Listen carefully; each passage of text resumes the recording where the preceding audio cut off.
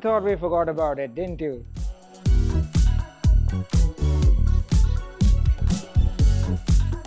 The hype, the pomp, the circumstance, it was so huge that even though we did a quick drive of it, we were among the first to do so. It felt more like a small product demo than an actual review. So we waited, and now that we've got the car on our home turf, on familiar roads, we've decided to give it the treatment it deserves. Because after all hype aside, this is a very, very significant car, both for India and everybody who's been looking forward to it. So come along with us as we go on our review of the Tesla Model Y.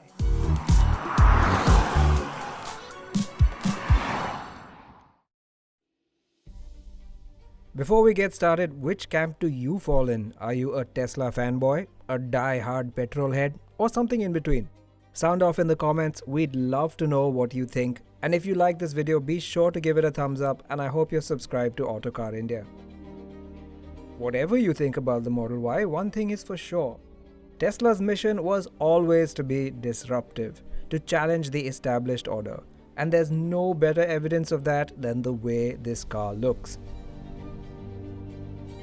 Much like just about everything on this car, the styling is going to polarize. And also, something you're going to hear throughout this review is that this was a car designed and engineered like no other out there. It's tech first and engineering seemingly second. But is that truly the case? But let's talk about design first of all, because this doesn't follow the norms of car design that we know.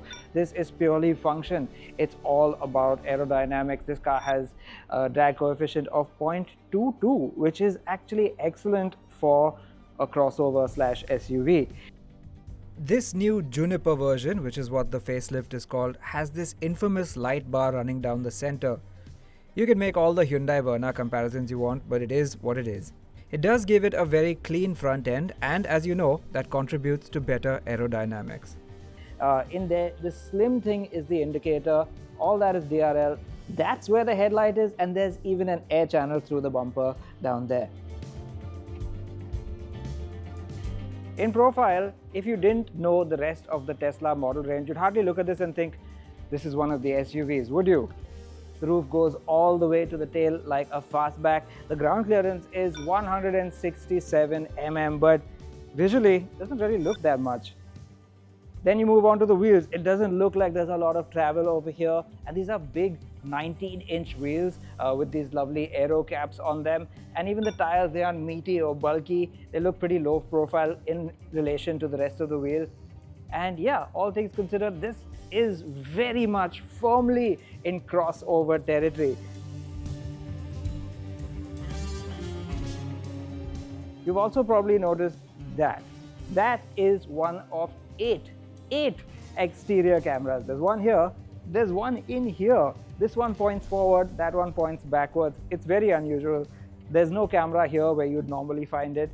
And that's because this car relies only on cameras to do all its parking, ADAS, and even the autopilot autonomous features that it offers overseas. Yep, forget the radar and LiDAR sensors that other cars use to control their ADAS systems. The Tesla doesn't even have parking sensors. While that is impressive, we'll reserve our judgment until we try it out in thick fog. Before we get to the tail end in earnest, I want to show you where they've hidden the charging port. Do you see it? There it is. How cool is that? But over to the back, and yeah, like I said earlier, it's a complete fastback look. I mean, the tailgate comes all the way down here, ends in this horizontal spoiler-like thing, and yeah, that's pretty high up. You know, it's a crossover from just how high this tailgate is. And it also hints at the fact that there is quite a lot of space underneath there. I also love with this new Juniper version, the way they've done the tail lamps. It's this lovely light treatment where the light is actually hidden underneath there and it shines down on the Tesla word mark. More cameras, of course, over there. And now the main event really is when you open the boot.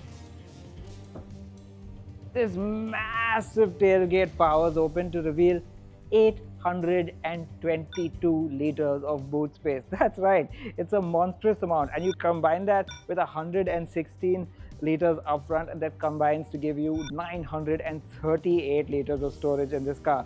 And apart from the fact that this is a big enough boot on its own, you get a cavernous bay down there.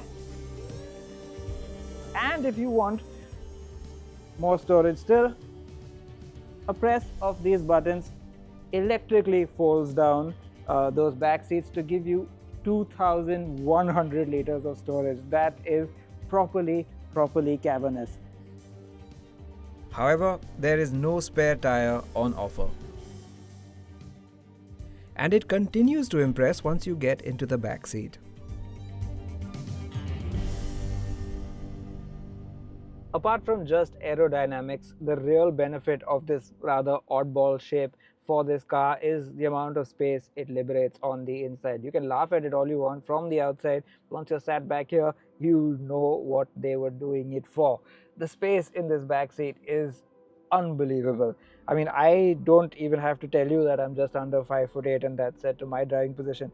If you were 6'5", you'd be fine back here. I mean, even the thigh support is really good. You do feel like you're sat a little bit low, but you don't mind that because there's just so much space and so much support. And even the seats themselves are really quite comfortable. You get this nice big central armrest that obviously you can fold away. The seat itself is quite flat, so a third passenger will be all right. And if you think there's no headrest here, wrong, because it does fold up like that. It just folds down to give you a bit more visibility rearward in case you need it. And then there's this roof. It's a gigantic piece of glass that really stretches fore to aft. The problem though is that there is no shade whatsoever. It's triple glazed, so that means it's really thick and it's seemingly well insulated, and it's got a dark shade on it, but as we'll find out later, I'm not sure that's enough to keep the heat out. There's no way to shield yourself from it. The windows too are pretty big. They give you a great view outside. There's a nice touch of ambient lighting here and this rich looking and feeling fabric, and really there's very little to complain about. This could very well be a chauffeur driven car. There are a few other ways that you can be comfortable back here, and it's all to be found in this touchscreen. Yes, almost as significant as the one in the front is this 8-inch touchscreen back here, because it really holds a lot of functionality and it is every bit as slick and quick as the one up there. Of course, your AC vents, it looks like just one little slab, but it is electronically controlled and you can just slide your way around the airflow. You can also adjust the recline angle of the seat, and you can even use this as a boss mode to move the front passenger seat back and forth to free up more legroom for the seat over there. There are your own media controls for the music that is linked to the front of the car. You can use a bunch of video apps like Netflix and YouTube to watch your favorite shows. There are even some games that you can play two passengers back here, and the best part is you can connect a set of wireless headphones and listen to this independently of what's going on at the front. How cool is that? But as I'm sure you've no doubt seen all over the internet already, this car's party tricks are mostly to be found in the front seat. I don't think there's any greater evidence of Tesla's influence on EVs in general and the car industry on the whole than the way its interior is designed, and it's all to do with this screen over here. They are the ones who popularized the idea that the car needn't have your conventional displays and controls, and everything could be centralized around this screen. Now, of course, there are pros and cons of that, but you can see why Tesla is all for it, because this tablet in front of me here could just very well be the greatest in-car touchscreen there has ever been. Again, I don't like the fact that there aren't more physical controls. I don't like a lot of the unconventional placement of certain controls, but the way this screen functions is just something else. But we'll get back to that in a moment. The result of everything being in the screen is that this is a very clean and minimalist looking interior. It could be very plain looking, but they've livened things up with this light colored fabric used liberally on the dashboard and on the doors over here. It feels very rich, and even the AC vents are hidden behind it so that you can't really see them clearly. The wraparound band of ambient lighting, that's also very cool and something that a lot of car makers are now aping. It's interesting though that they've kept a big central tunnel because there's absolutely no need to. In there you'll find a very small glove box that, as you can imagine, opens from the touchscreen. That's okay though, because the real storage is down here. This very cavernous, like all the way past my elbow bin down there, is great for hiding your stuff. There's some cup holders over here and an almost equally cavernous cubby hole down there with another USB port inside. Over here you'll find these two pads. One of them is where you put the RFID key, and that's how you start it. You can also get an NFC system on your smartphone, which I don't have right now, but this also doubles as the wireless charger, and it is one of the fastest and most effective wireless chargers I've ever seen in a car. But it's also meant that there's no driver's display in front of you. It's just a clean view ahead. You might be wondering, where are the controls to adjust your mirrors? In the touchscreen. Where do you adjust the steering wheel from? Also in the touchscreen. And yes, at least you do get window switches, conventional one touch up and down. Curiously, the doors are electrically actuated, so there's an electronic release, but as a fail-safe there is also a mechanical release right here. You get the sense that some of these features are here just to be cool. And of course, even putting the car in drive or park or reverse has to be done by swiping. But if you're a traditionalist and also as a failsafe, they have almost hard buttons. They're sort of capacitive buttons up here, P, R, N, and D. But I will say, for the price, quality could have been a little bit better. Yes, there's very nice stitching and the use of some form of leather, artificial leather perhaps, but it just doesn't feel quite as rich as you might expect at this price. To truly understand how critical this touchscreen is to the function of the car, just have a look at it. First you realize how much effort they've put into it just by how slickly it operates. That is not a still image. That is a 3D rendering, and it moves in real time, super slick. That's how you incidentally open the charging port, the boot, and the frunk. From inside the car, you just touch it, and that's how it gets done. This is also reflective of the paint shade you've chosen, though you can change the color through one of the little gizmos inside the car. For instance, down here are your collection of frequently used apps. That's the AC controls, that's the car controls. This is all your driving information over here, and that is your map section. Familiar? Okay, let's go. First up, the car section. It is very complicated looking, but you really have to learn where things are if you want to access this quickly on the go. It is revision practice. Everything from your lights to your locks to your glove box opening to your steering and mirror adjustments are on this first menu. Then you go into drive modes, charging, ADAS. You even get a chance to schedule when the car is to be charged. So you can plug it in and leave it, but only have it charge at certain times of the day or night. That's pretty clever. Then there's Sentry mode. Sentry mode I have just activated. It's the security system that detects when somebody comes near the car and activates the cameras as a security measure.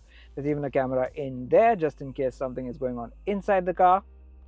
Then you get to climate, which is, yeah, as you might imagine, you get to adjust the AC vents just by sliding them around the place like that. You can see the airflow moving around, or you can use the swing mode, which is just like the table standing fan that you might find in your grandmother's living room.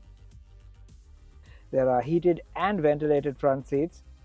But one feature in these days of troubling AQI is the biohazard mode. Turn that on, and as you can hear, all the fans are on, and that basically purges the car of all pollutants to get it as clean as possible inside the car, so that you don't have to breathe in any of the nasty air that's going on outside. But let me just turn that off. There is a detailed view about your power consumption and how your state of charge is dropping, which parts of the car are using what. It's incredibly nerdy, and I'm sure you can dig even further if you want to, if you have the Tesla app. And finally, there's music, which I have just signed into my Google Play Music, and it's playing, mirroring what's in my Google Play account. And that's the interesting thing about this car. It doesn't have Apple CarPlay or Android Auto. Tesla likes to go it on its own. That's another theme you'll find throughout this car. It has a version of Google Maps, that's sort of overlaid on Tesla's own interface. It's super slick and it works just like Google Maps does, including traffic and whatnot. And the voice commands, they also work really well. They understand my accent perfectly and had no trouble with any of that. The thing about it is they've gone their own way, but everything just works. There's also a collection of apps called the Toy Box, which is a series of amusing things to keep yourself busy while you wait for the car to charge, presumably. There's romance mode, which turns up the heat visually and literally. The sketchpad, which is a sketchpad. Mars mode, which turns your maps into Mars. Tracks, which is a very detailed music composing app. Boombox, which plays sounds outside the car. The infamous light show, which of course in this car opens the boot, flashes the lights and puts on a little show for all the passers-by. And you know what's coming next, that's right, it's emissions mode. Incredibly childish, but enough to amuse your passengers, especially the younger ones. Okay, enough farting around now, because buried underneath all the gimmicks and jokes, maybe, just maybe, there's a serious luxury EV. Never before has the term software-defined vehicle meant so much to the driving experience than here in the Tesla Model Y. You get the sense from the driver's seat, through the steering wheel, through the pedals, and everything in between, that you're working with a computer rather than a mechanical vehicle, for better or for worse. Forget everything you know about the way you drive cars, because Tesla has done things entirely differently in the way that it feels is best. Your instruments are not directly in your line of sight, they are here. You're looking at your speedo there, and everything else is in this corner of the screen. But thankfully, once you get over all of this and get used to it perhaps, the actual core driving experience of the Tesla Model Y is actually rather good. Forward visibility is actually very good. You get relatively thin pillars and good views out the side and the front, although rearward visibility is pretty awful through that tiny slot of a rear windscreen. Luckily, this car has all those cameras and you can even keep them on permanently as you drive along. Although mind you, that can be quite distracting, as can be this graphical representation of all the cars and traffic and people on the road, which it does a surprisingly good job of recognizing. Another frustrating thing is the indicators. Well, I'm glad they've put it onto a stock. That's at least a step up from the buttons that some of the other Teslas get. But even then, it seems to be indicate by wire, because it doesn't self-cancel so easily. Sometimes it self-cancels too fast, sometimes it doesn't self-cancel at all. And it also has a time limit, so it just stops after a while. And if you want to manually cancel it, it will start indicating in the opposite direction. It's not a physical click into place like most indicators are and always have been. It's just electronic, which again, small thing, but so frustrating. And well, if I'm airing out my grievances, let's get them all out at once, I guess. Alright, buckle up. Here we go. But while I'm here taking this U-turn, let me point out some of this car's oddities. One of those you will have seen just now. Yep, to engage, drive or park or reverse, you have to swipe up and swipe down on the screen. Yes, it works really well because this is a great screen, but it just feels unnecessary. The other thing is, and I'm not sure you noticed it when I was taking the U-turn back there, is this car has a huge turning circle. I'm not sure if it's the long wheelbase or the steering itself, but you definitely have to do a 3-point turn pretty much every time you're making a U-turn. And around here, it's not so bad because the roads are a little bit open, but can you imagine doing that in traffic? Doesn't seem like a lot of fun. This screen is once again very cool, but you do wonder why a smaller screen, a separate screen, would not have just been a better option. A simple thing, you can either have the state of charge, the battery percentage, or the range. And to toggle between the two, you have to tap on this tiny icon on the screen. Why? Just show us both, it's a big screen. And similarly, to adjust or change anything, you have to go into the car menu and probably scroll through one or two of those sub-menus as well. These steering controls, yes, they're there, but they are also very minimal. The whole right-hand side is for things like ADAS and voice controls and the cameras. This one little click wheel scroller on the left-hand side is carrying the whole weight of the car on its shoulders. Everything from the audio to a lot of adjustments all happens from this one click wheel. Apart from that, your hazard light dimmer dipper switch is on the steering wheel, and so is your wiper fluid. Just put it on the stock like everybody else. You get the sense that this entire car inside and out was designed entirely by tech nerds who've never left the laboratory and don't know what the outside world and real life looks or feels like. Yeah, I'm sure this is all very, very good on the software simulation, but in the real world, you need things to work. I gotta say, I do like these seats though. They're nice and comfy with just enough side bolstering to hold you in place. And of course, this is an American company, so yeah, it'll hold a large person in place. And that's just the thing. Once you get past all the annoying interfaces and gimmicks, there's actually a pretty solid car underneath.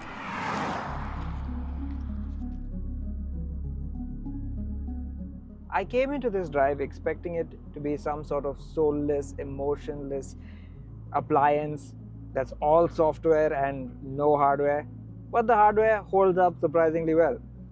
Power delivery in this standard range version comes in two flavors, chill and standard. Chill mode is great for the city, but you could potentially use standard mode too, because there's a great progression to the power delivery which not a lot of EV makers get right. I suppose Tesla's been at this consistently for so many years that they've perfected it by now. It's a very, very progressive accelerator pedal, and even in this more potent of the two modes, you can choose whether you want breakneck acceleration or small increments, gentler stuff. Regeneration also comes in two modes, standard and reduced, but here I do genuinely wish there was an in-between mode. Reduced has some amount of regen, but it's so light it might as well be coasting. And the standard mode, well, that's one pedal driving. I personally don't like that, but some people would, and it feels just way too strong for me. Power delivery in standard mode, depending on how hard you punch it, can be incredibly strong, but because of that progression in the power delivery, it doesn't feel, let's say, ludicrous like some other EVs can.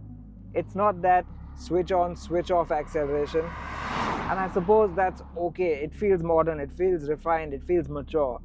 And this, remember, is the standard rear-wheel drive version. It's not even the performance version. And well, about that, no, we don't get the performance version in India, but we do get the long-range version. A few weeks after we were done filming this, Tesla asked if we'd like to try out that version, and of course, we said yes. Greetings from an older and wiser Gavin. This is the long-range version. The car younger Gavin was driving was the standard range version, and that makes a difference. Apart from having a larger battery, considerably higher official range, and of course a consequently higher price tag, this car also has more power, about 40 more, for a total of 340. So let's quickly just see what that feels like. 3, 2, 1.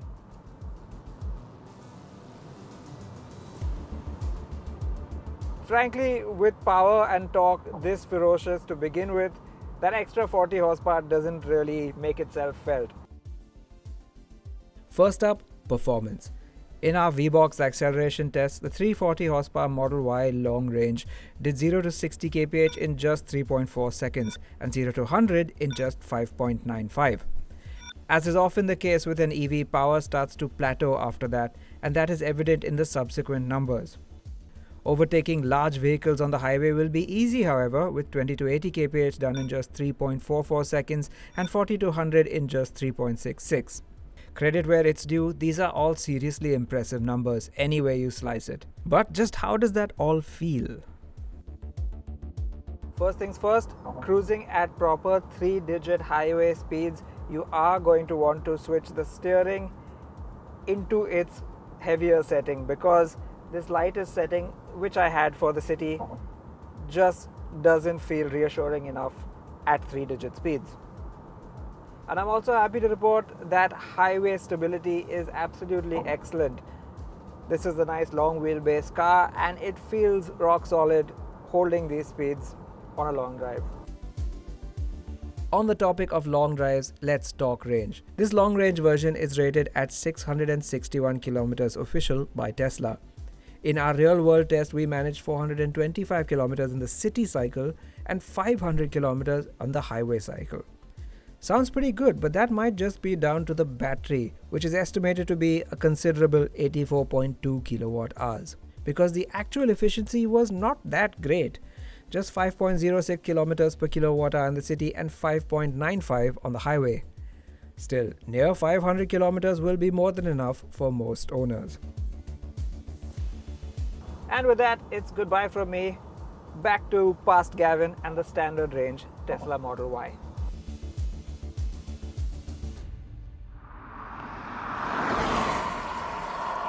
Another thing I wasn't expecting that I'm pleasantly surprised to find is great cabin insulation. It's surprisingly quiet in here and you don't hear much of the road. Of course, there's no engine to be heard, but wind noise, tire roar, all that kept out of the car really, really well.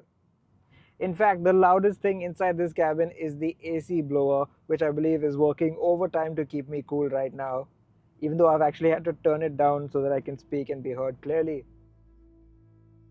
And this showed in our sound test, where at rest, with the AC off, the sound level was just 47 decibels. At medium AC settings, it jumped to 55 decibels, while at full AC force, it went up to 60.1 decibels. And on a hot Indian summer day, you might want to crank it up to full.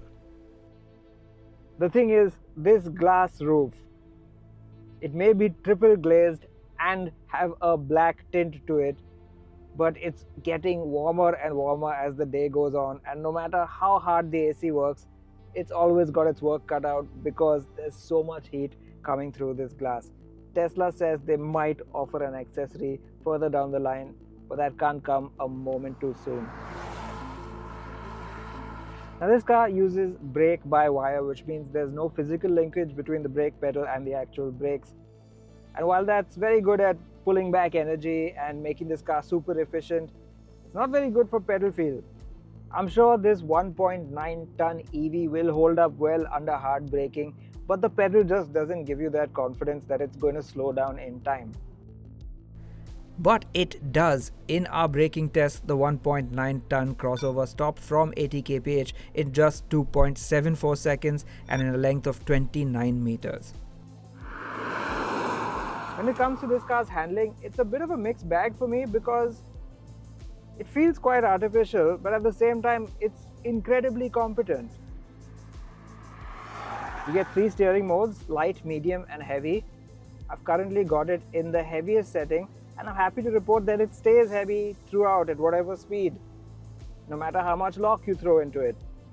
It's also a very fast steering, a very sharp steering, so the car reacts very, very quickly to steering inputs. Now, like I said, that's very competent, but you just don't get that sort of feel through the steering wheel. It does feel very artificial. Similarly, the chassis setup does seem very, very good. It's not playful or talkative. The suspension doesn't sort of move around and sort of give you feedback through your backside. But what it does do is take a corner brilliantly. This car sends a lot of instantaneous torque through the rear wheels only, but the traction control and all the electronics manages it just so well. There is a slight hint of oversteer, but the steering is so numb that you don't really feel like exploring it. But it's just enough to give you that little bit of thrill. And that again is a big surprise. I wasn't expecting that from a Tesla.